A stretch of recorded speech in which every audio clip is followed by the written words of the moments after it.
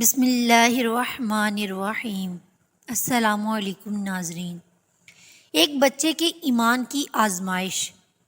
مسند احمد میں ہے، رسول اللہ صلی اللہ علیہ وآلہ وسلم نے فرمایا کہ پہلے زمانے میں ایک بادشاہ تھا، اس کے ہاں ایک جادوگر تھا۔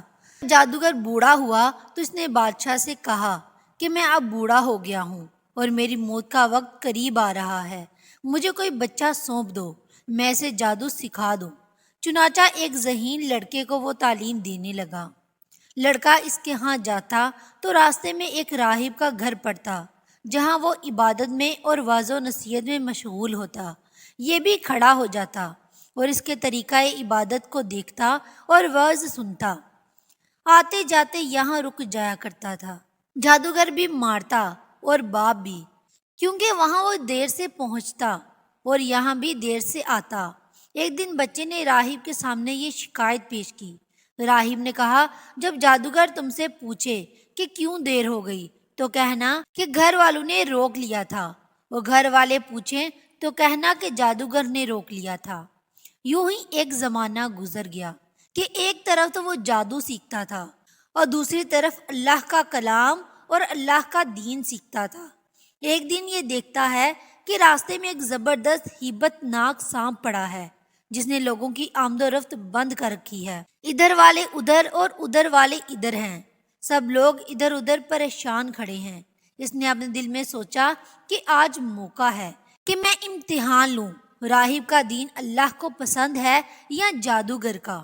اس نے ایک پتھر اٹھایا اور یہ کہہ کر پھینکا کہ اے اللہ، اگر تیرے نزدیک راہب کا دین جادوگر کی تعلیم سے زیادہ محبوب ہے تو اس جانور کو اس پتھر سے ہلاک کر دے، تاکہ لوگوں کو اس بلا سے نجات مل جائے۔ پتھر لگتے ہی وہ جانور ہلاک ہو گیا اور لوگوں کا آنا جانا شروع ہو گیا، اور وہ لڑکے نے جا کر راہب کو خبر دی۔ اس نے کہا، پیارے بچے، آج کے دن تو مجھ سے افضل ہے، اب اللہ کی طرف سے تیری آزمائش ہوگی، اگر ایسا ہوا تو لوگوں کو میری خبر نہ کرنا۔ اب اس بچے کے پاس حاجت مند لوگوں کا تانتا لگ گیا۔ اس کی دعا سے مادر زاد اندھے، کوڑی، جذامی اور ہر قسم کے بیمار اچھے ہونے لگے۔ بادشاہ کے ایک نابینا وزیر کے کان میں یہ بات پڑی، وہ بڑے تحفے تحائف لے کر حاضر ہوا اور کہنے لگا کہ مجھے شفا دے دے تو یہ سب کچھ تجھے دے دوں گا۔ اس نے کہا کہ شفا میرے ہاتھ میں نہیں، میں تو کسی کو شفا نہیں دے سکتا، شفا دینے والا اللہ وحدہ لا شریک ہے، اگر تو اس پر ایمان لانے کا وعدہ کرے تو میں دعا کروں۔ اس نے اقرار کیا، بچے نے اس کے لیے دعا کی، اللہ نے اسے شفا دے دی۔ وہ بادشاہ کے دربار میں آیا اور جس طرح اندھا ہونے پر پہلے کام کرتا تھا اسی طرح کام کرنے لگا۔ اس کی آنکھیں بالکل روشن تھیں۔ بادشاہ نے متعجب ہو کر پوچھا کہ تجھے آنکھیں کس نے دی؟ اس نے کہا، میرے رب نے۔ بادشاہ نے کہا، ہاں، یعنی میں نے دی ہیں۔ وزیر نے کہا، نہیں، میرا اور تیرا رب صرف اللہ ہے۔ اب بادشاہ نے اس کی مار پیٹ شروع کر دی اور طرح طرح کی تکلیفیں دی اور پوچھنے لگا، تجھے یہ تعلیم کس نے دی؟ آخر اس نے بتایا کہ میں نے اس بچے کے ہاتھ پر اسلام قبول کیا ہے۔ اس نے اسے بلایا اور کہا کہ اب تم جادو میں کامل ہو گئے ہو، اندھوں کو دیکھنا اور بیماروں کو تندرست کرنے لگے ہو۔ اس نے کہا، غلط ہے، میں کسی کو شفا نہیں دے سکتا ہوں، نہ جادوگر ہوں، شفا اللہ کے ہاتھ میں ہے۔ وہ کہنے لگا، اللہ تو میں ہی ہوں۔ اس نے کہا، ہرگز نہیں۔ بادشاہ نے کہا، پھر تم میرے سوا کسی اور کو رب مانتا ہے؟ تو اس نے کہا کہ میرا اور تیرا رب اللہ ہے۔ اس نے اب اس بچے کو طرح طرح کی سزائیں دینی شروع کر دی، یہاں تک کہ راہب کا پتہ لگا لیا اور راہب کو بلا کر کہا کہ اسلام کو چھوڑ دے۔ اس نے انکار کیا تو بادشاہ نے اسے آرے سے چروا دیا۔ پھر اس نوجوان سے کہا کہ تو بھی دین اسلام سے پھر جا۔ اس نے پھر بھی انکار کیا تو بادشاہ نے اپنے سپاہیوں کو حکم دیا کہ اسے فلاں پہاڑ کی چوٹی پر لے جاؤ، وہاں پہنچ کر بھی اگر دین سے باز آ جائے تو اچھا ہے، ورنہ وہیں سے پھینک دیں۔ چنانچہ سپاہی اسے پہاڑ کی چوٹی پر لے گئے۔ جب اسے دھکا دینا چاہا تو اس نے اللہ سے دعا کی، اے اللہ، جس طرح تو چاہے مجھے اس سے نجات دے۔ اس کی دعا کے ساتھ ہی پہاڑ ہلا اور سب سپاہی لڑک گئے، صرف وہی بچہ ہی باقی بچا رہا۔ وہاں سے بادشاہ کے پاس گیا۔ بادشاہ نے کہا یہ کیا ہوا، میرے سب سپاہی کہاں ہیں؟ بچے نے کہا اللہ نے مجھے بچا لیا اور وہ سب ہلاک ہو گئے۔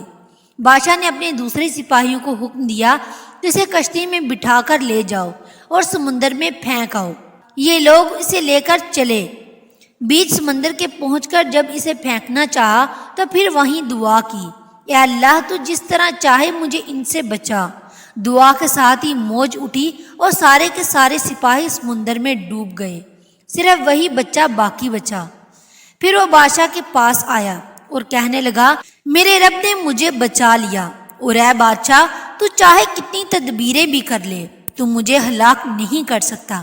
صرف ایک صورت ہے، جس طرح میں کہوں اگر تو اس طرح کرے تو میری جان نکل سکتی ہے۔ اس بچے نے کہا تمام لوگوں کو ایک میدان میں اکٹھا کرو اور پھر کھجور کے تنے پر مجھے سولی چڑھا اور میرے تیر کو میری کمان پر چڑھا، اور بسم اللہ ربی ھذا الغلامی یعنی اللہ کے نام سے جو اس بچے کا رب ہے پڑھ کر تیر میری طرف پھینک، وہ مجھے لگے گا اور میں مر جاؤں گا۔ بادشاہ نے یہی کیا۔ تیر بچے کی کنپٹی میں لگا، اس نے اپنا ہاتھ اس جگہ پر رکھ لیا۔ چاروں طرف سے یہ آوازیں بلند ہونے لگی، ہم اس بچے کے رب پر ایمان لائے۔ یہ حال دیکھ کر بادشاہ کے ساتھی بڑے گھبرائے اور کہنے لگے ہم تو اس بچے کی ترکیب سمجھے ہی نہیں، دیکھیے اس کا اثر کیا پڑا۔ سب لوگ دین اسلام میں داخل ہو گئے۔